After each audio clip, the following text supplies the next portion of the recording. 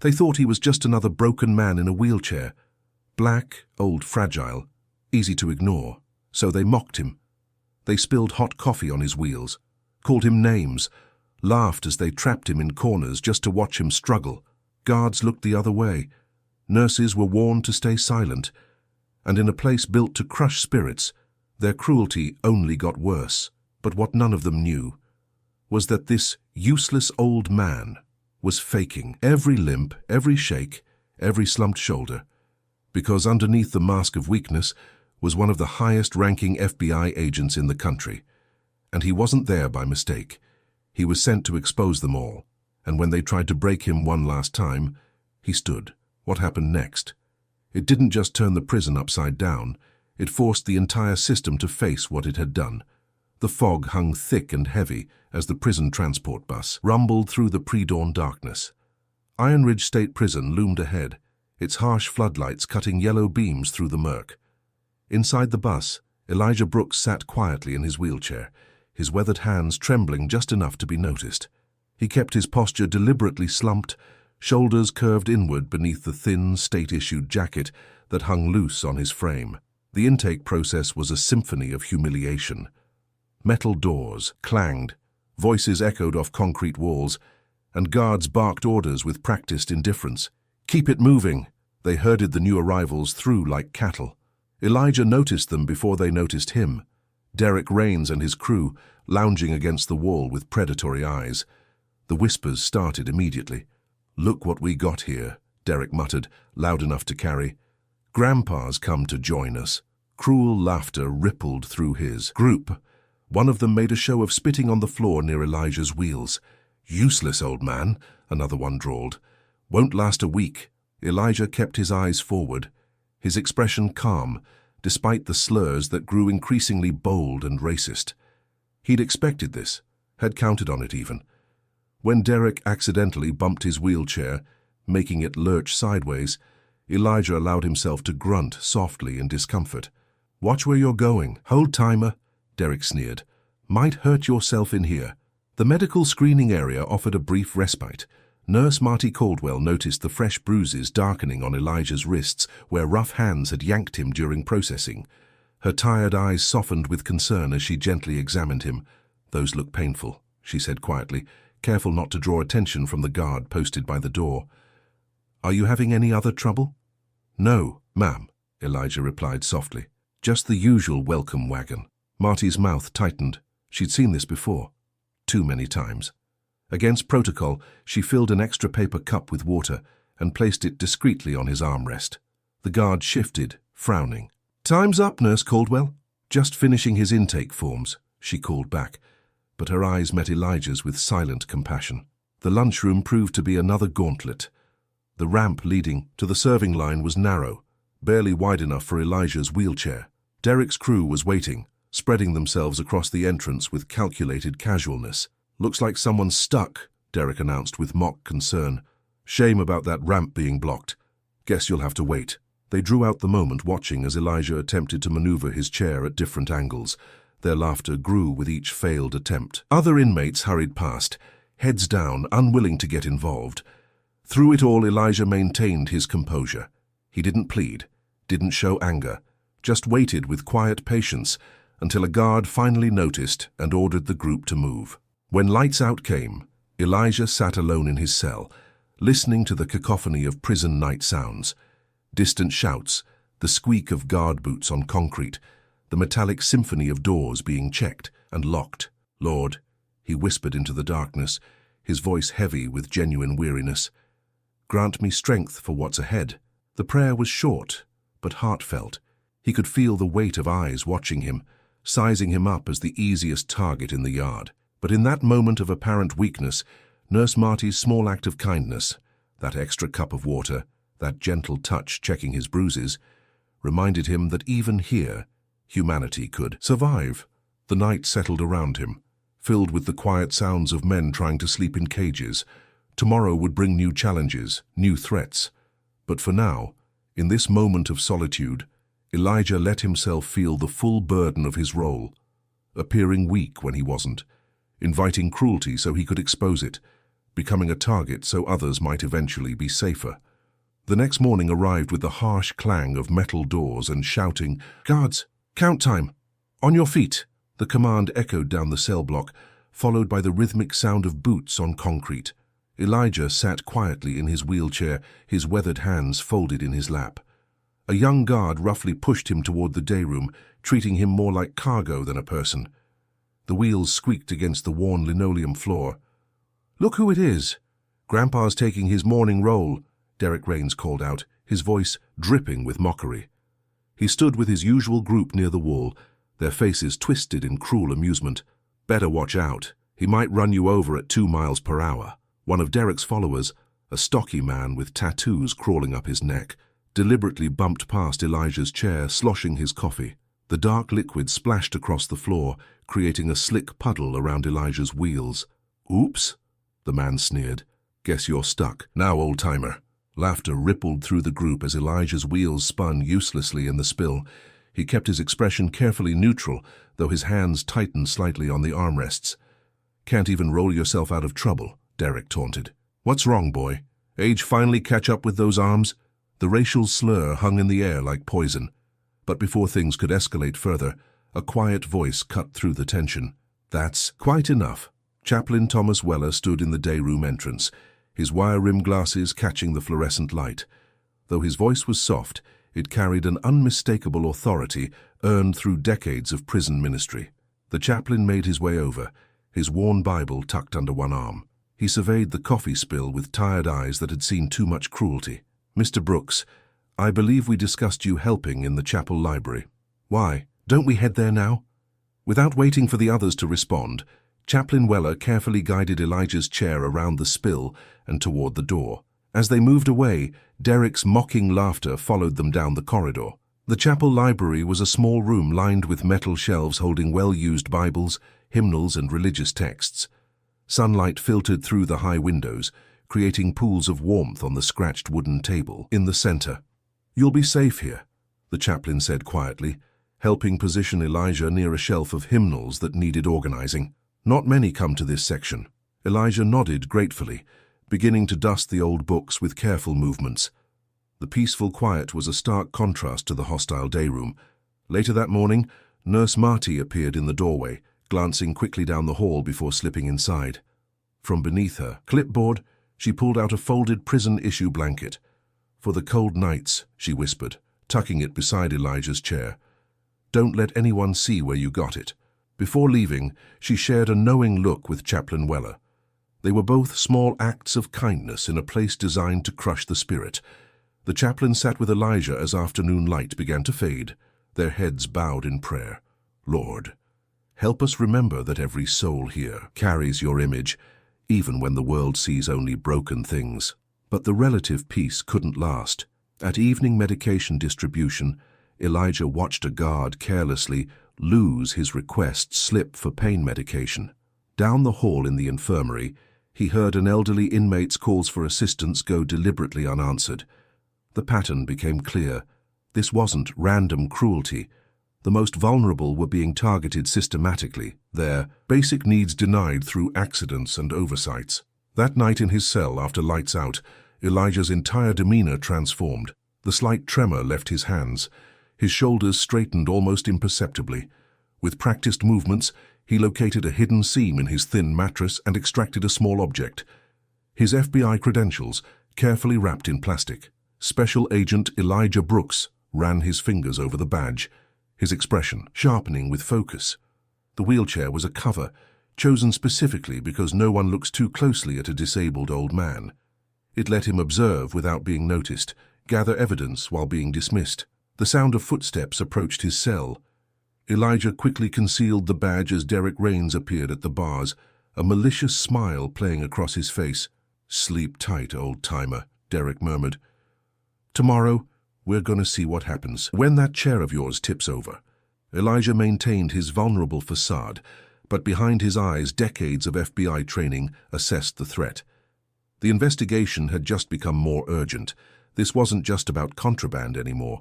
Something darker was happening at Iron Ridge, and the most defenseless inmates were paying the price. Dawn crept through the barred windows of Iron Ridge's chapel. painting stripes of pale light across dusty shelves. Elijah Brooks wheeled himself down the quiet corridor, deliberately letting his hands shake as he gripped the chair's worn rubber wheels. His movements were slow, careful, exactly what everyone expected from a frail old man. But his eyes missed nothing. Guard Thompson barely glanced his way, more interested in his coffee than helping clear a path. Near the water fountain, an older inmate with a cane struggled to stay upright while a younger officer pretended not to notice. Elijah filed away each detail, each face, each small cruelty that others might dismiss. The chapel library smelled of old paper and wood polish. Elijah positioned himself behind the simple desk, arranging his blanket just so, making sure it drooped enough to look pitiful. Right on schedule, footsteps approached. Caleb Shaw stood in the doorway, clutching a worn paperback. The boy's thin face bore fresh bruises and his prison uniform hung loose on his narrow frame. His eyes darted around the room before landing on Elijah's wheelchair. "Books due," Caleb mumbled, taking halting steps forward. "Thank you, son." Elijah kept his voice gentle. "Your mama must be proud, raising a boy who returns things on time." Caleb's shoulders tightened. "You don't know nothing about my mama." "Maybe not," Elijah agreed. "But I bet she thinks about you every day. Mothers are like that." The boy's fingers worried at the book's bent corner. For a moment, something vulnerable flickered across his face. Right then, Chaplain Weller's soft footsteps entered the library. "Ah, Caleb, good timing. I could use some help reshelving today's donations. Consider it community service hours." Caleb glanced toward the door like he might bolt, but then gave a small nod. They worked in silence at first. Elijah sorting, books at the desk, Caleb reluctantly climbing the small ladder to reach higher shelves. Every few minutes, Elijah would quietly point out where certain volumes belonged. "Here's a clean rag for the dust," Elijah offered after a while, holding it out. "No sense making yourself sneeze." Caleb took it without meeting his eyes, but his movements grew less jerky, his breathing easier. "You know," Elijah said softly as they worked, "none of us are born knowing how to be cruel. That's something we learn. Means we can unlearn it too." The boy's hand stilled on the spine of a hymnal. Around midday, Nurse Marty passed by on her rounds. Through the open door, she saw Caleb open his mouth, as if to make a harsh comment, then close it again, looking troubled. He turned back to his task, shoulders hunched, but tension easing. The morning peace shattered at lunch. Derek's sharp voice cut across the cafeteria. "Hey, kid, did you handle the old man like I told you?" Caleb stood frozen, lunch tray trembling in his hands. His silence stretched too long. The afternoon sun slanted through barred windows, casting long shadows in Iron Ridge's sterile hallways. Marty Caldwell stood at her desk in the medical office, her hands trembling as she rifled through the wire tray marked "Records Processing." Something wasn't right. "Where are they?" she muttered, checking the stack again. At least 6 medical request forms from elderly inmates had been on top of the pile an hour ago. Forms she'd personally filled out, documenting everything from denied medications to mobility assistance needs. A guard passed by, keys jangling at his belt. Marty grabbed her chance. "Excuse me, Officer Wilson. The medical requests from D Block. Have you seen them?" The guard's face hardened. "Do your job, nurse," he snapped, not breaking stride. "And stay in your lane." Marty's chest tightened. 23 years working prison healthcare, and she knew that tone. It meant shut up, look away, forget what you saw. In the chapel library, dust motes danced in the quiet air as Elijah Brooks carefully arranged his wheelchair near Chaplain Weller's desk. The old chaplain looked tired, his collar wilted in the afternoon heat. "Reverend," Elijah said softly, "I'm worried about some of the men here, the ones who can't speak up for themselves." He kept his voice gentle, concerned rather than accusatory. Medical requests seemed to disappear sometimes. The chaplain's weathered face creased. He glanced at the chapel door before speaking. "There have been incidents, accidents that never make the official reports." He pulled open a drawer, removing a stack of worn leather-bound books. "I keep records. Every injury, every sudden transfer. Names, dates, patterns nobody wants to see." "Thank you," Elijah said quietly, for not looking away. The corridor outside the chapel was usually quiet this time of day, but Derek Rains had been waiting, gathering his followers like shadows. When Elijah wheeled past the water fountain, a burly inmate accidentally stepped back. The chair tilted dangerously. Elijah's heart raced, not from fear, but from having to fight his trained instincts. A lifetime of martial arts and FBI defensive tactics screamed at him to react, to protect himself properly.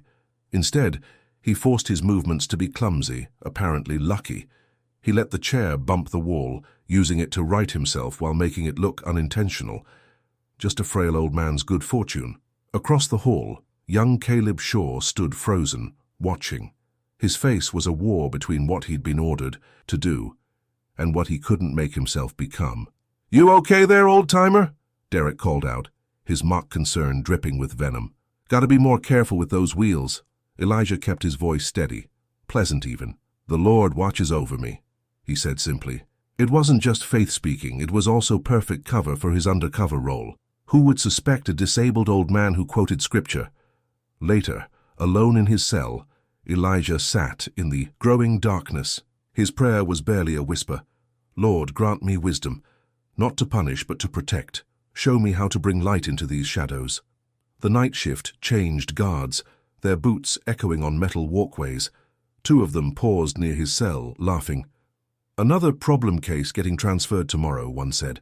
"Medical complications they'll write up." "Yeah," the other chuckled. "Funny how that keeps happening to the ones who file complaints." Elijah kept his breathing slow and regular, like someone half asleep, but his mind was racing, connecting dots. The missing medical forms, the accidents, the sudden transfers, the mockery of vulnerable inmates wasn't just casual cruelty, it was systematic, a way to silence those who couldn't fight back. And the guards' casual laughter proved it went beyond the yard, beyond Derek's gang of thugs. The rot reached into the very structure of Iron Ridge itself. The early morning light filtered weakly through the chapel windows as Elijah wheeled himself down the quiet corridor. At this hour, even the guards seemed half asleep, making their rounds with heavy footsteps and yawns. Perfect for observing without being observed. He arranged his Bible cart with careful slowness, letting his hands shake just enough to maintain his cover. The sound of uneven footsteps drew his attention to the chapel entrance. An elderly black man inched his way inside, gripping a metal cane that looked too short for proper support. Each step seemed to cost him, his face tightening with the effort of staying upright. "Morning, brother," Elijah called softly. "Can I help you find something?" The man's eyes held a flicker of pride beneath the weariness. "Just looking for some peace, if there's any left in this place." His voice was quiet but dignified. "Name's Silas Green. I'm Elijah. Would you like to sit? These wooden chairs aren't much, but they're better than standing." Silas nodded gratefully, easing himself down with a barely suppressed groan. Elijah noticed his hands trembling as he tried to steady himself. "You writing to someone?" Elijah gestured to the crumpled paper peeking from Silas's pocket. "Trying to. My granddaughter. She's turning 8 next week." Silas's voice softened. "But these hands can't seem to hold the pen straight anymore. Diabetes took most of the feeling, and what's left just shakes." "I could help, if you'd like," Elijah offered. "You tell me the words, I'll just guide your hand, your letter you're writing." Silas hesitated, then slowly pulled out the paper. "You'd do that?" "It would be my honor." For the next hour they worked together. Elijah's steady hand supported Silas's trembling fingers around the pen, letting him feel like he was still writing to his precious granddaughter. Every word was Silas's choice, every sentiment his own. "Dear Maya," Silas dictated, "your grandpa misses you more than all the stars in the sky." Later that morning, Nurse Marty stopped by during her rounds. Her face creased with concern as she checked Silas's vital signs. "Your insulin schedule's been changed," she said, frowning at his chart. "Who authorized this?" "Nobody told me anything," Silas admitted. "Just started getting it different times. Makes me dizzy sometimes." Marty's lips pressed into a thin line. This wasn't the first unexplained change she'd seen lately, especially with the more vulnerable inmates. The heavy main doors swung open around midday. Warden Lionel Griggs strode in, his shoes gleaming as bright as his practiced smile. "Just checking on our chapel operations," he announced smoothly. "Everything looking orderly, I trust?" His gaze swept the room, pausing fractionally longer on Elijah's wheelchair. Something calculated flickered behind his warm expression. "All peaceful here, Warden," Elijah responded mildly, keeping his shoulders slumped. "Good, good. Order is what we strive for after all." Griggs's watch caught the light as he gestured. "Carry on." Evening brought the familiar chaos of dinner distribution. Silas stood shakily in line, his cane tapping against the floor as he tried to maintain his balance. The guard dropped his tray on a table just out of reach, smirking as he walked away. Derek's harsh laugh cut through the dining hall. "Looks like somebody's dinner's getting cold. Better hurry up, old-timer." Elijah noticed Caleb, hovering nearby, conflict clear on his young face. "Sometimes," Elijah said, quietly, just loud enough for Caleb to hear, "the smallest kindnesses matter most." After a long moment, Caleb stepped forward and silently slid the tray closer to Silas. He couldn't quite meet anyone's eyes, but his shoulders straightened just a fraction as he walked away. That night, during final count, Elijah lay still in his bunk, listening. The guard's footsteps paused longer at his cell. A second set joined them briefly. The door lock was checked, then checked again. They were watching him, testing whether he truly slept as heavily as an old man should. Through his barely opened eyes, Elijah saw Silas being helped to his cell across the way, his steps more unsteady than ever after another day of accidentally mistimed medication. The sight strengthened Elijah's resolve. This wasn't just about exposing corruption anymore. It was about protecting men like Silas, who had no voice, left to protect themselves. The midnight silence in Iron Ridge broke with a soft moan. Through the darkness, Silas Green's labored breathing echoed down the concrete corridor. Elijah, lying awake in his cell, heard it first, the kind of sound that made his spine straighten despite his cover. "Mr. Green," he called out, keeping his voice wavering like the old man he pretended to be. "You all right over there?" The answer came as confused, mumbling, followed by the distinct click of an emergency button.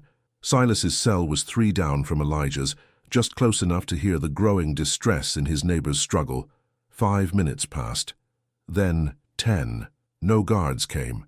Elijah pressed his own emergency button, calling out louder this time. "Please, Mr. Green needs help." He made sure his voice cracked with age and worry, though inside his chest, fury was building at the deliberate delay.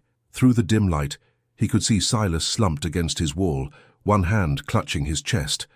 Sweat gleamed on the elderly man's dark skin, despite the cell block's chill. Finally, footsteps approached, the quick, practical click of Nurse Marty's shoes, followed by the slower thud of a guard's boots. "He's just being dramatic again," the guard muttered as Marty rushed to Silas's cell.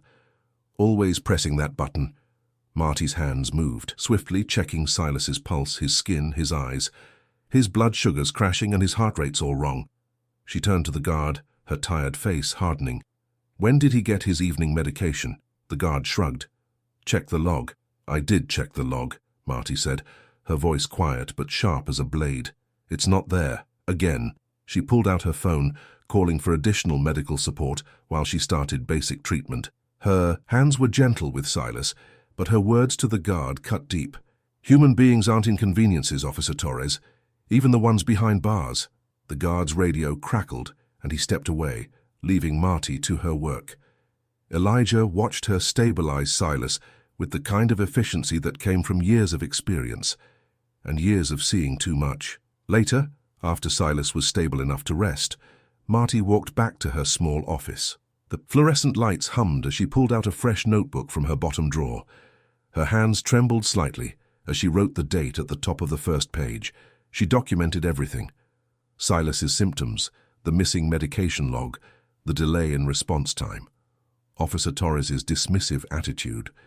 Each detail could cost her job, but the weight of staying silent had finally become heavier than the risk of speaking up. Just before dawn, soft footsteps approached Elijah's cell. Chaplain Weller stood there, Bible in hand, making his early morning rounds. The old chaplain's face creased with concern when he saw Elijah's expression. "Rough night?" Weller asked softly. Elijah looked up, measuring his words carefully. He couldn't reveal his true identity, but he could plant a seed. "Chaplain, something's been bothering me. All these men who get sick and then just disappear. Transferred, out quick and quiet. How many have you seen?" The chaplain's fingers tightened on his Bible. The question hung in the air between them as grey morning light began to seep through the narrow windows. A rattle of wheels made them both turn. Medical staff were wheeling Silas away on a gurney, his thin frame looking small under the blanket. Elijah watched them go, his jaw set.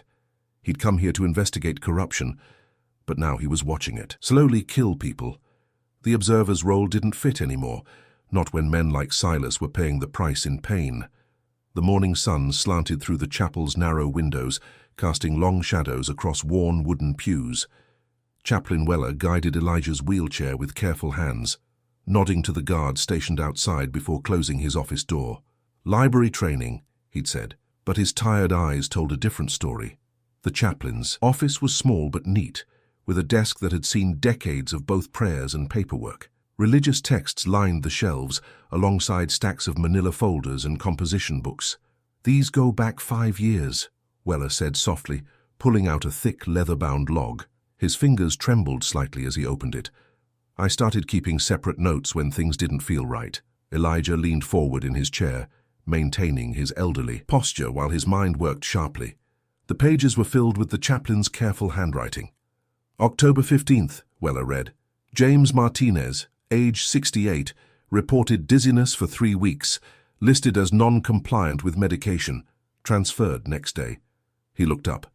James never refused his meds, not once. Page after page told similar stories.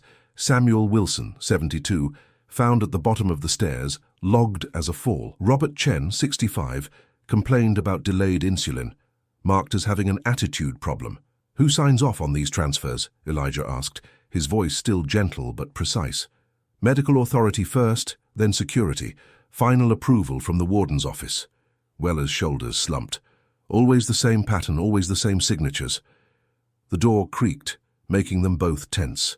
But it was Marty, slipping in during her lunch break, her face drawn with worry. "Their cleaning house," she whispered, closing the door carefully. "I watched them relabel 3 files this morning, changing dates, changing descriptions." She pulled a crumpled paper from her pocket. "I made copies before they could disappear." Elijah studied her trembling hands. "You're risking your job." "I'm risking more than that." Marty's voice was steel, wrapped in fear. "But I can't sleep at night anymore, not knowing what happens to them." A soft knock interrupted them. Caleb stood in the doorway, cleaning supplies in hand, his young face uncertain. He'd clearly heard enough to know this wasn't normal chapel business. "I'll come back," he mumbled, turning to leave. "Wait." Elijah's voice was kind but firm. "Son, sometimes God puts us in places where we have to choose who we want to be." Caleb froze, his knuckles white on the mop handle. "If you ever want to be different," Elijah continued softly, "you'll need someone to believe you can." The words hung in the air like a lifeline. Tears welled in Caleb's eyes. "Derek's planning something," he blurted out, words tumbling fast and scared. "During evening movement. Said it's time to see the old man break." His voice cracked. I don't want to be part of it anymore." Marty reached for the boy's shoulder, but he flinched away. Years of hurt in the motion. "Thank you for telling us," Elijah said simply. That took real courage. The afternoon bell rang, harsh and demanding. Movement time. Elijah straightened his slumped shoulders just enough to look properly defeated. "Chaplain, would you mind?" He gestured to his wheelchair, playing his role perfectly. As Weller guided him out, Elijah's mind was already calculating how to appear weak enough to maintain his cover, how to survive whatever was coming without revealing his strength. They moved slowly down the corridor, passing guards who barely glanced their way. Just another old man in a chair, just another day in Iron Ridge. Caleb watched them go, still clutching his mop, while Marty quickly tucked away her evidence. The sun had shifted, leaving the chapel in shadow, but something else had shifted too. The first crack in a wall of silence, the first whisper of change. The evening shadows stretched across Iron Ridge's corridors like bruised fingers. Inmates shuffled toward the phones and common areas, that dangerous time when the day's frustrations bubbled up and guards grew weary. The air felt thick with something worse than usual tension. Derek found Caleb near the phone bank, grabbing his arm with fingers that would leave marks. His voice came out low and sharp. "Time to prove your worth. Protecting, kid." Caleb's throat worked as he swallowed. "What do you mean?" "Simple job. You're going to help tip that old man's chair. Show everyone what side you're on. Derek's smile didn't reach his eyes. Unless you want to be alone in here? The word alone hit Caleb like a physical blow. He'd seen what happened to inmates without protection. The beatings, the stolen food, the constant fear. But his mother's face floated in his mind, disappointment etched in her kind eyes. In the chapel library, Elijah carefully reshelved books with trembling hands, the perfect act of an old man's weakness. But his mind tracked every sound, every shift in the usual prison rhythm. When Caleb slipped in, face pale and hands shaking, Elijah recognized the look of someone fighting their own conscience. "Your mama still living in Memphis?" Elijah asked softly, not looking up from his stack of worn Bibles. Caleb startled. "How'd you know that? You mentioned it last week. Said she makes the best sweet potato pie." Elijah's voice stayed gentle. "What would she see in your eyes right now, son?" The question landed like a stone in still water. Caleb sank onto a metal folding chair, his shoulders curving inward. I can't." His voice cracked. "I hate this place. I hate what it's making me." Elijah wheeled closer, keeping his movements slow and careful. "Nobody's born mean, Caleb. We choose it or reject it every single day." He paused, letting the words settle. "You can follow loud cruelty, or you can follow your own conscience." Tears threatened in Caleb's eyes. He wiped them roughly with his sleeve, looking young and lost and scared. The movement bell rang, that harsh electronic sound that meant bodies shifting through narrow spaces. Caleb stood quickly, but instead of heading straight out, he took a detour past the medical station. Marty was updating charts when a folded scrap of paper appeared at her elbow. She opened it, read the shaky words, "They're going to hurt the wheelchair man tonight," and felt ice form in her stomach. Without drawing attention, she gathered her blood pressure cuff and stethoscope. "Time for evening vitals," she announced to no one in particular, positioning herself near the main corridor. Down the hall, Derek's crew gathered like vultures. 5 of them, spreading out casual-looking but deliberate, blocking clear paths and sightlines. Their eyes followed Elijah as he wheeled from the chapel, his movements careful and slow, exactly what they expected from a helpless old man. Elijah kept his head down, playing his role perfectly while marking each position, each possible escape route, each witness. His hands shook, convincingly on the wheels, but his mind was sharp as steel, cataloguing details that could matter soon. Guard Thompson looking bored by the water fountain, Marty's strategic presence, Caleb hovering uncertainly between groups like a soul choosing sides. The corridor felt like a tunnel, narrowing to a single point of violence. Derek's smile promised pain. But in this moment, watching Caleb's silent choice to warn them, Elijah saw something else too. How compassion could grow even here if given the smallest crack of light. The corridor filled with shuffling bodies as inmates moved between evening activities. Sweat and tension hung in the air like a storm about to break. Elijah kept his wheelchair close to the wall, moving at the careful pace of someone who'd learned to navigate crowds with limited mobility. He saw it coming before it happened, the slight shift in positions, the meaningful glances between Derek's crew. An inmate Elijah recognized as Tommy Peters drifted closer, timing his steps to intersect with the wheelchair's path. The shoulder check came hard and fast. Tommy slammed into Elijah's chair, sending it skidding toward a patch of floor still wet from mopping. The wheels caught the slick spot, threatening to spin. "Medical emergency!" Marty's voice cut through the noise like a bell.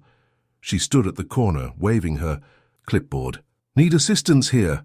Guard Thompson's head snapped up, his bored expression sharpening as he automatically moved toward Marty's call. The momentum of the planned accident broke apart as other inmates shifted away, not wanting to be caught in whatever was happening. Elijah let his hands tremble visibly as he steadied his chair, his voice pitched high and wavering, exactly how a frightened elderly man should sound.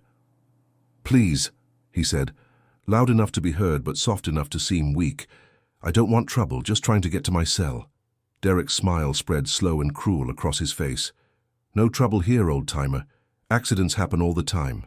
The threat in his voice was clear. There would be other chances. After the dinner hour, Marty stood in the medical office as Lieutenant Jenkins lectured her about protocol. "You're paid to treat inmates who need care, not hover in hallways looking for problems," he said, his tone clipped. "This is your only warning." She nodded, kept her face neutral, and swallowed the words that wanted to burst free. The moment Jenkins left, she pulled out her notebook from its hiding spot behind a stack of supply requisition forms. Her hand was steady as she wrote, "Time, 6:45 p.m. Location, B Wing Main Corridor. Present, T. Peters, D. Rains, Guards Thompson and Martinez. Incident, attempted wheelchair collision. Response time, immediate, prevented." In the chapel's quiet corner, Chaplain Weller sat beside Silas's wheelchair, a large print devotional open between them. "The Lord is my shepherd," Weller read softly, his weathered finger tracking the words. "I shall not want." Silas's hands trembled in his lap, but his eyes were clear. "Been a while since anyone read to me, Chaplain." "Well then," Weller smiled gently, "we'll make it a regular thing." The evening wound down with the familiar metallic sounds of doors and gates. Elijah found Caleb alone by the library cart, pretending to organize books while clearly hiding from Derek's crew. "Thank you," Elijah said quietly, not looking directly at him, "for being observant today." Caleb's hands shook as he straightened a row of hymn books. "I'm scared," he whispered. "All the time I'm just scared." "Courage isn't loud," Elijah replied, his voice gentle but firm. "It's choosing right while you tremble." The lights dimmed for evening count. Through his cell door, Elijah heard two officers talking in low voices as they passed. "The nurse is getting too curious," one said. "Keeps asking about those missing forms." "Yeah," the other replied. "Boss won't like that." Elijah sat in his darkening cell, feeling the invisible net drawing tighter around them all. He thought of Marty's quiet rebellion with her hidden notebook, of Caleb's small step toward decency, of Weller reading Psalms to a forgotten man. Tiny flames of humanity flickering against the growing dark. Each evening, check brought new whispers of threat, but also new proof that even here in this harsh place, goodness could take root in the smallest cracks of courage. The morning sun filtered through the chapel's barred windows, casting long shadows across the worn wooden pews. Chaplain Weller stood at the simple podium, his Bible open to Psalms, his weathered face gentle as he welcomed the small gathering of inmates. "Today," he said softly, "we're going to talk about mercy." Elijah had arrived 30 minutes early, his wheelchair moving carefully between the rows as he arranged chairs with practiced slowness. When Silas shuffled in, leaning heavily on his cane, Elijah gestured to a spot he'd prepared near the aisle. "Right here, Mr. Green," he said warmly. "Good airflow, and you can stand if your legs need stretching." Silas nodded gratefully, easing himself down with a slight grimace. His brown skin had a greyish tint this morning, and his hands trembled more than usual as he accepted a hymnal. The service began quietly. Weller's voice carried peace as he spoke about second chances and the courage it takes to change.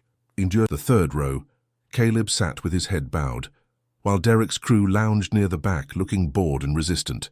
Halfway through Weller's message, a small sound caught Elijah's attention. He glanced at Silas and felt his heart skip. The older man's face had gone ashen, his body starting to slump sideways in the chair. For one terrible moment, nobody moved. Fear and uncertainty froze the room. Then Elijah's voice cut through the silence. Calm, but firm. "Mr. Green needs help." He wheeled closer, positioning himself to steady Silas. "Someone get Nurse Caldwell, please, and let's make some space here." A young inmate darted out to find Marty. Others instinctively stepped back, creating a small circle around Silas's chair. "Stay with me, brother," Elijah said quietly, keeping his hand on Silas's shoulder. "Just breathe. Help's coming." Marty arrived quickly, her shoes squeaking on the chapel floor. She knelt beside Silas, checking his pulse with practiced fingers. Her face showed no fear as she worked, even though guard radios crackled with increased attention. "I need him flat," she announced. "Careful now. Support his head." That's when it happened. Derek's crew started snickering, one of them making a crude comment about weak old men. But before their mockery could spread, Caleb stood up. He turned to face them, his young face set with unexpected determination. "Enough," he said, his voice shaking but clear. The bullies stared, shocked by this betrayal from their newest recruit. Derek's face darkened with anger, but before he could respond, something remarkable occurred. Other inmates moved forward, men who usually kept their heads down, who never got involved. They stepped up beside Caleb, forming a quiet wall between the mockers and the crisis. Without a word, they helped Marty and Elijah ease Silas carefully to the floor. One inmate offered his jacket as a pillow, another fanned Silas with a hymnal. A third helped Marty elevate Silas's feet using a chair cushion. They moved with unexpected gentleness, treating Silas not like a burden or a joke, but like someone's father who needed care. Marty worked steadily, her hands sure and kind as she monitored Silas's vital signs. "That's it," she murmured. "You're going to be just fine, Mr. Green. We've got you." The mockery died away. Even the guards fell silent, perhaps touched by this unexpected display of human dignity in a place designed to crush it. When the medical team arrived with a gurney, the same inmates who had helped Silas up helped lift him again, their movements careful and coordinated. As they wheeled him out, Chaplain Weller's eyes were bright with unshed tears. The chapel settled into an unusual quiet, not the tense silence of fear or the dead silence of indifference, but something different, as if the cold walls themselves felt shame for all the cruelty they had witnessed. Later that afternoon, word spread that Silas was stable in the infirmary. Marty, exhausted but standing straight, ignored the guard's suspicious glances as she updated his charts. In the chapel, Weller straightened the chairs with careful hands, pausing now and then to touch the places where mercy had briefly outshone meanness. The change was small, perhaps, a single crack in a hard wall, but it was real, and everyone had seen it happen. The evening quiet settled over Iron Ridge like a thin blanket, different from the usual heavy silence. In the corridors, inmates spoke in low voices about what happened in chapel, how the old man in the wheelchair had stayed calm, how Nurse Caldwell hadn't backed down, how even the chaplain showed more spine than expected. Elijah wheeled himself carefully toward the infirmary wing, his movements deliberate and slow. The fluorescent lights buzzed overhead, casting harsh shadows on the institutional green walls. He found Marty folding clean linens in the supply alcove. Her tired face lifted when she saw him. "Need help with those sheets?" he asked, keeping his voice wavery and aged. Marty glanced both ways down the hall before stepping closer. From beneath a stack of folded blankets, she pulled out a small spiral notebook, its edges worn from being hidden. Her hands trembled slightly as she showed him. "I've been writing everything down," she whispered. "Times, dates, names, when medications were delayed or lost, when help didn't come." She flipped through pages of neat handwriting. 3 weeks ago, Mr. Martinez needed his insulin. The request form disappeared twice. Last month, William Chen's walker broke and wasn't replaced for 9 days. Elijah studied the careful documentation, his heart warming at her thoroughness. "This matters," he said softly, his voice gentle but firm. "Every detail you've recorded matters." "I could lose my job," Marty admitted, tucking the notebook away. "You're doing the right thing," Elijah assured her, sounding like a father proud of his daughter. "The truth needs witnesses who care enough to write it down." Later that afternoon, Chaplain Weller found Elijah in the chapel library. The old minister's face was drawn with concern as he passed over a folded piece of paper. "These are the ones I remember," he said quietly. "Men who spoke up, then got hurt, then vanished to other facilities. I've been here 15 years. You start to see the pattern." Elijah tucked the paper carefully into his Bible. In the gathering dusk, hope felt possible, not because Iron Ridge had suddenly become kind, but because good people were finally finding their courage together. The chapel door creaked open, and Caleb slipped in. His usual bravado was gone, replaced by something more genuine. He approached the chaplain, hands fidgeting with his sleeve. "Sir," he said, voice barely above a whisper, Could I maybe have a Bible? And maybe talk about starting over?" Weller's eyes softened. He reached for a shelf and selected a plain black Bible. "There's always room for a new beginning, son." That night in his cell, Elijah sat on his thin mattress, whispering prayers of gratitude. For Marty's careful notes, for Weller's long memory, for Caleb's awakening conscience. The mission felt solid now, built on truth and testimony rather than just his observations. Alone. Maybe they could fix things without anyone else getting hurt. Heavy footsteps echoed down the corridor, stopping at his cell. Elijah kept his head bowed, maintaining his cover of fragility. The guard's keys jingled as he checked the lock, lingering longer than usual. "We're watching you, old man," came the quiet words through the bars. Elijah kept praying, never lifting his head, as the footsteps moved away into the darkness. The morning light crept through the narrow prison windows, casting long shadows across the cold concrete floors. It was barely 6 a.m. when Marty Caldwell pushed open the heavy metal door to the medical wing, her sensible shoes squeaking against the freshly mopped floor. Something felt wrong the moment she stepped inside. A crisp white envelope sat centered on her desk, official letterhead stark against the scratched metal surface. Her hands trembled as she opened it, reading words that made her stomach drop. Administrative leave, pending investigation of protocol violations. No, she whispered, sinking into her chair. The letter detailed every minor rule she'd bent while helping vulnerable inmates, especially during Silas's chapel incident. It ended with a thinly veiled threat about criminal charges if she continued to interfere with established procedures. Across the prison, Chaplain Weller stood in his chapel doorway, face lined with worry, as a stern-faced lieutenant explained the new security protocols. No more private counseling, no unsupervised services, required guard presence for all activities. For everyone's safety, of course, the lieutenant said with a smile that didn't reach his eyes. The chaplain's shoulders slumped as he looked at his carefully organized library cart. The men need hope, he said quietly. They need to know someone sees them as human. They need discipline and order, the lieutenant corrected. This isn't a church picnic. In the yard, morning sun did nothing to warm the chill as 3 of Derek's crew cornered Caleb behind the weight pile. Their voices were low, reasonable, which made them more frightening than shouts. "You made a mistake, kid," Derek said, picking at his nails. "But we're family here. Family forgives. If you prove you've learned." Caleb's back pressed against rough concrete. I couldn't watch." "Couldn't watch what?" Derek stepped closer. "An old man getting what he deserves? You going soft on us?" Fear crawled back into Caleb's chest, familiar and heavy. The brief courage he'd found in the chapel seemed far away now. When Elijah's wheelchair was returned from routine maintenance, the damage was subtle but deliberate. The left wheel stuck at random moments, sending him veering off course.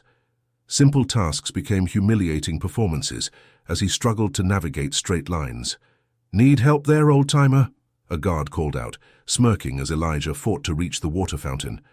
Other inmates turned away, pretending not to see. The worst blow came mid-morning. 2 officers appeared at Silas's cell, announcing his immediate transfer to the restricted medical unit. Their voices were professionally neutral as they explained it was for his own protection after his chapel incident. "But I'm feeling better," Silas protested weakly. "The nurse said, the nurse isn't in charge anymore." One officer cut him off. They wheeled him away past Elijah's cell, Silas's weathered face a mask of confusion and fear. Elijah forced himself to stay seated, to keep his hands loose on his chair's armrests, even as rage and guilt twisted in his chest. Everything he'd built, the fragile web of allies, the documented evidence, the small acts of human dignity, was being systematically destroyed. Late afternoon shadows stretched across the tier when Warden Griggs appeared, his polished shoes clicking deliberately as he approached Elijah's cell. He stopped, hands clasped behind his back, and spoke just above a whisper. "Some men should learn their place," he said, each word precise and cold. "Especially those who forget they're here to serve time, not make waves." Elijah met his gaze, maintaining his cover of weary submission while memorizing every detail of the warden's face. Inside, his mind raced through options, consequences, the weight of his choices. As night fell, the prison grew loud with the usual chaos of lockdown, but new sounds filtered through the din, muffled cries from the restricted unit where Silas had disappeared. Elijah sat in his damaged wheelchair, staring at the shadows on his cell wall, the FBI agent in him wrestling with the human being he'd become. His mission demanded patience, gathering evidence, building an airtight case. But men like Silas couldn't wait for perfect justice. Sometimes doing right meant risking everything. A young guard passed, rattling his baton across the bars. "Lights out in 5, old man. Better get that chair sorted before someone mistakes it for trash." Distant shouting echoed from the restricted unit again. Elijah's hands gripped his wheelchair's arms, knuckles white with the effort of remaining still, of playing his part, while good people suffered for showing basic human decency. He had come here to expose corruption, not to care about these people. But now their pain was his pain, their courage his responsibility. The choice between maintaining his cover and saving lives was no longer a choice at all. The cold crept through Iron Ridge State Prison like a living thing, settling into the concrete and steel before dawn. In his narrow cell, Elijah Brooks sat in his damaged wheelchair, his weathered hands folded in his lap. His voice was barely a whisper as he prayed, "Lord, I didn't come here to be a hero. I came here for justice. But sometimes doing right costs everything. Give me strength for what's coming." The morning count brought Officer Matthews past his cell, a man with dead eyes and a smirk that never reached them. He paused, jangling his keys. "Hey, old-timer. Heard about your friend Silas? Don't worry too much. He won't be a problem much longer." The words dropped like stones in Elijah's stomach. He kept his face carefully blank, hands trembling just enough to maintain his cover. But inside, alarm bells were ringing. Later that morning, as weak sunlight filtered through the high windows, Chaplain Weller appeared near the library cart where Elijah was struggling with his sticky wheel. The chaplain's shoulders were tight with worry, his usual calm replaced by something more urgent. "Brother Elijah," he said softly, pretending to sort through books. "Something's changed. I can feel it in the air." Elijah nodded slightly, keeping his voice low and shaky. "Evil works best in shadows, Chaplain. But even shadows can't hide forever." They were interrupted by quick footsteps. Marty Caldwell, no longer in her nurse's uniform, clutching her purse like a shield. She wasn't supposed to be here at all, but she'd found an excuse about forgotten paperwork to get past the front desk. "Elijah," she whispered, her face pale. "They've got Silas isolated, no meals since yesterday. And I heard—" She swallowed hard. "Derek's crew has been allowed near his cell. The guards are looking the other way." Elijah's hands tightened on his wheelchair arms, his knuckles white with controlled rage.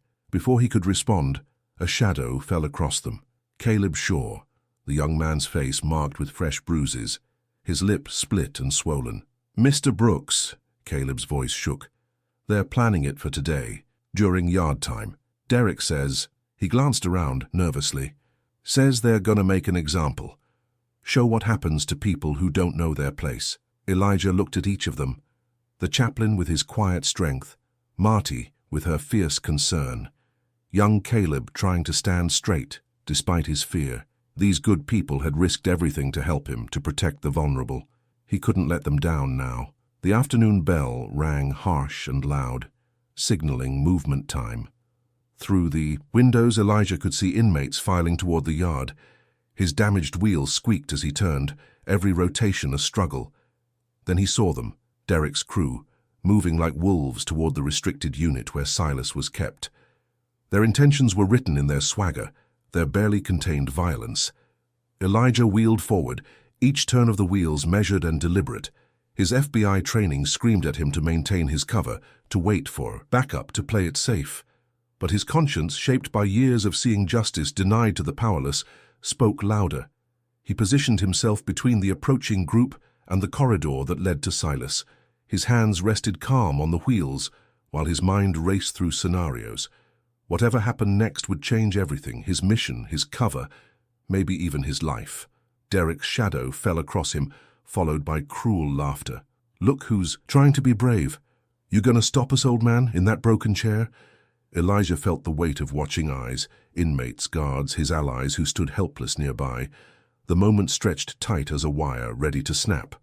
He thought of Silas, alone and hurting, of Marty's notebook full of documented neglect, of Caleb's split lip and trembling courage, of the chaplain's quiet faith that good could survive even here. The choice crystallized in his heart.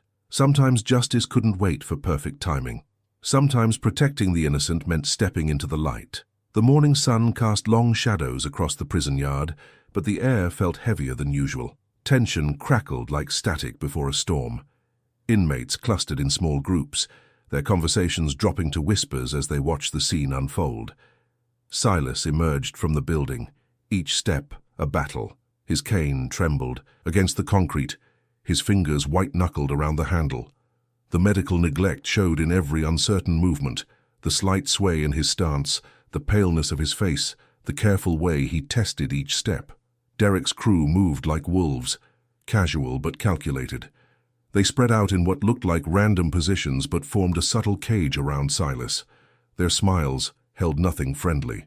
"Hey, old-timer," Derek called out, his voice dripping with false concern. "Looking a bit wobbly there, let us help you." The concrete edge of the yard stretched ahead, a 6-inch drop that might as well be a cliff to someone barely able to walk. Beyond it lay rough pavement, unforgiving to aging bones. Elijah wheeled himself forward, his chair creaking. To everyone watching, he looked like just another fragile old man, his hands shaking on the wheels as he positioned himself between Silas and Derek's group. His posture remained slumped, his movements deliberately unsteady. "Please," Elijah said softly, maintaining his cover, "he just needs to rest." Derek's smirk widened. "Oh, we'll help him rest." He moved behind Elijah's wheelchair, gripping the handles. The threat was clear. One hard shove would send both disabled men sprawling. Time seemed to slow. Elijah saw Silas wobbling, saw the concrete edge waiting, saw the guards pointedly looking away. In that crystallized moment, he weighed 20 years of undercover work against a single human life. It wasn't even a choice. Elijah's body transformed. His shoulders straightened, his hands steadied. When Derek pushed, Elijah rose. Not completely, but enough. His legs, strong and sure, planted themselves. His arms locked the wheelchair in place with practiced skill. One hand shot out to steady Silas, keeping the older man upright with a firm but gentle grip. The yard fell silent. Even the birds seemed to stop singing. Elijah's voice carried across the stillness, heavy with authority and sorrow. "My name is Special Agent Elijah Brooks, Federal Bureau of Investigation." Each word rang clear and true. "The systematic neglect and targeting of disabled inmates in this facility has been documented. Every accident, every delayed medication, every lost complaint form." Derek's hands fell away from the wheelchair. Guards shifted uncertainly, their hands hovering near their radios, unsure who held real power in this moment. "Sir," a young guard stepped forward, sweat beading on his forehead. "We need to—" "What you need to do," Elijah cut in, his voice stern but not unkind, "is get Mr. Green proper medical attention. Now." The yard erupted into controlled chaos. Radios crackled, gates clanged. Within minutes, dark vehicles with federal plates rolled through the main entrance. The cavalry, right on schedule, triggered by Elijah's missed check-in and the situation's escalation. Men in suits and women with badges swept in, their movements precise and practiced. They knew exactly where to go and who to secure. This wasn't just Elijah's investigation. It was a coordinated operation, finally breaking open. Marty appeared at the yard entrance, her nurse's badge restored, the vindication visible in her straight spine. Chaplain Weller stood beside her, his gentle face set with purpose. Both had known this moment would come. Not the exact shape of it, but the certainty that truth would eventually rise. Two paramedics approached with a stretcher, their movements professional and respectful. They helped Silas lie down, checking his vitals with genuine concern rather than irritation. For the first time in weeks, he was being treated like a human being instead of an inconvenience. Across the yard, Derek's crew scattered like roaches in sunlight, but Derek himself stood frozen, staring at Elijah with a strange mix of anger and something that might have been shame. Elijah remained by Silas's side as the stretcher was raised, his hand resting lightly on the older man's shoulder. "You're safe now," he murmured, and the words carried a weight beyond their simplicity. "We all are." The yard, so recently a stage for cruelty, transformed into a scene of accountability. Every neglected form, every lost complaint, every deliberately ignored cry for help, all of it would finally see light. The afternoon sun slanted through Iron Ridge's barred windows, casting long shadows across floors that felt different now. The usual prison noise had been replaced by purposeful movement as investigators in dark suits conducted interviews in separate rooms. Their presence brought a weight of authority that made even veteran guards stand straighter. In the medical wing, Marty sat at a small table, her weathered hands steady as she opened her notebook for two stern-faced investigators. The pages were filled with careful notes, dates, times, names and patterns that could no longer be dismissed as complaints from difficult inmates. Her voice grew stronger with each detail she shared. "I kept track because somebody had to," she explained, touching a page where she'd documented Silas's medication delays. "These men might be inmates, but they're still human beings." Down the hall, Chaplain Weller had turned the chapel into a quiet sanctuary. Men who'd stayed silent for years found themselves talking, some with tears running down weathered faces. The chaplain moved among them, with tissues and gentle words, reminding each one that God saw their worth even when the system didn't.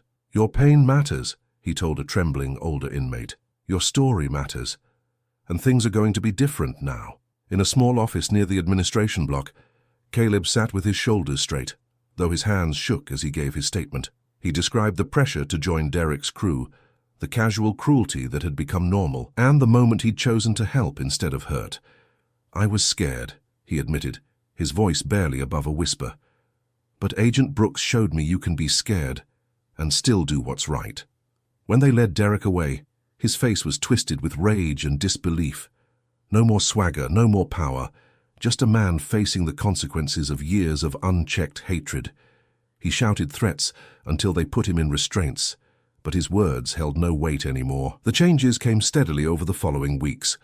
Work crews replaced broken ramps and installed proper handrails. New medical oversight procedures required multiple signatures and regular audits. Complaint forms went directly to outside reviewers who couldn't be pressured into losing paperwork. In the infirmary, now staffed with additional nurses who shared Marty's compassion, Silas began to heal. His diabetes stabilized under proper care. The tremors in his hands eased as his medication arrived on schedule. When his granddaughter visited, sitting close in the newly renovated visiting room, her eyes bright with tears, Silas could hold her hand without shaking. "Grandpa," she said, "you look so much better." Marty returned to work wearing a small pin recognizing ethical service. The guards who'd once warned her to stay quiet now had to treat her with careful respect. She moved through her rounds with her head high, knowing she'd chosen right over easy. Months passed, and on a quiet Sunday morning, Elijah sat in a wooden pew at his local church. Sunlight streamed through stained glass, painting colors across the wheelchair he'd kept beside him, not as a prop anymore, but as a reminder of those who truly needed it. He didn't speak much about the case, even when people asked. Instead, during prayer time, he bowed his head and gave thanks for the quiet heroes. The nurse who'd risked her job to document truth, the chaplain who'd never stopped believing in redemption, and the young man who'd found the courage to change. As the choir sang softly about amazing grace, Elijah remembered Silas's face when justice finally arrived, not with handcuffs and shouts, but with dignity restored and pain finally eased. That was the real victory, not bringing down the corrupt, but lifting up the forgotten. The hard benches of Iron Ridge had been replaced by this soft church pew, but Elijah knew he'd carry those lessons forever. Sometimes the greatest acts of courage looked like small choices. A nurse writing in her notebook, a chaplain offering tissues, a scared young man choosing kindness over cruelty. And sometimes God's work wasn't in dramatic revelations, but in the steady light of truth, finally reaching dark places.